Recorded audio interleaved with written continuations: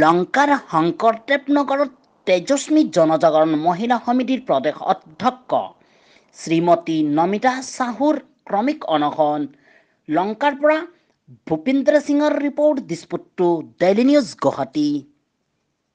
ইয়াত আমি ধৰ্ষণৰ যি প্ৰক্ৰিয়া দিনক দিনে বৃদ্ধি পাইছে, তাৰ কাৰণে আমি কেন্দ্ৰীয় আৰু ৰাজ্য চৰকাৰৰ ওচৰত দাবী ৰাখি পেলাই এই অনশনত আমি বহিছোঁ যেন ধৰ্ষণকাৰীক উচিত শাস্তি পাব লাগে। কোনো পধ্যেই এই ধৰ্ষণকাৰীবিলাকে ৰেহাই পাব নালাগে আৰু চৰকাৰে এনেকুৱা আইন ব্যৱস্থা লয় যেন অন্যান্য ৰাষ্ট্ৰত ক'ৰবাত 7 দিনৰ ভিতৰত মৃত্যুদণ্ড আছে, ক'ৰবাত মানে কি গুপ্তাংগ কাটি পেলাই মৃত্যুদণ্ড দি আছে, ক'ৰবাত পাথৰত শিলগুটি মাৰি পেলাই যিটো শাস্তি দি আছে। কিন্তু আমাৰ ভাৰতবৰ্ষত অকল ধৰ্ণা, ক'ৰবাত ৰাজনীতি, ক'ৰবাত প্ৰদৰ্শন, এনেকুৱা কিমান দিন এইবিলাক চলি থাকিব? তাৰ কাৰণে আমি চৰকাৰৰ ওচৰত দাবী জনাইছোঁ যেন ইয়াৰ কাৰণে কঠোৰ ব্যৱস্থা লয় আৰু আমাৰ দাবী এইটোৱে, এনেকুৱা ধৰ্ষণকাৰীৰ বাবে ফাঁচি দিয়াৰ আইন বলবদ্ধ হ'ব লাগে আৰু যেতিয়ালৈকে এই আইন বলবদ্ধ নহয় তেতিয়ালৈকে আমি এই অনশন আমাৰ অব্যাহত থাকিব আৰু ইয়াত যদি মোৰ প্ৰাণ যদি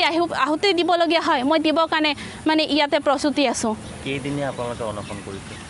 এই অনশন আজি 3য় দিন হৈছে। আজি আপোনালোকৰ অনশন শেষ হ'ব? শেষ নহয়, আজি ৰাতি 8টালৈকে যদি আমি তেনেকুৱা আমি বাৰ্তা নাপাওঁ চৰকাৰৰ ফালৰ পৰা, তেনেহ'লে অহাকালিৰ পৰা 24 ঘণ্টা ধৰি পেলাই আমি অনশন ৰাখিম। এইটো অব্যাহত থাকিব যেতিয়ালৈকে চৰকাৰৰ পৰা আমি উচিত মানে সিদ্ধান্ত লোৱা বাৰ্তা আমি নাপাওঁ। দেখা গৈছে যে বাইদেউ আপোনালোকে এখন স্বাক্ষৰ অভিযান আৰম্ভ কৰিছে, এই ক্ষেত্ৰত কি ক'ব? হয়, স্বাক্ষৰ অভিযান আপোনাৰ আজি নহয়, আজি এই অনশনত বহাৰ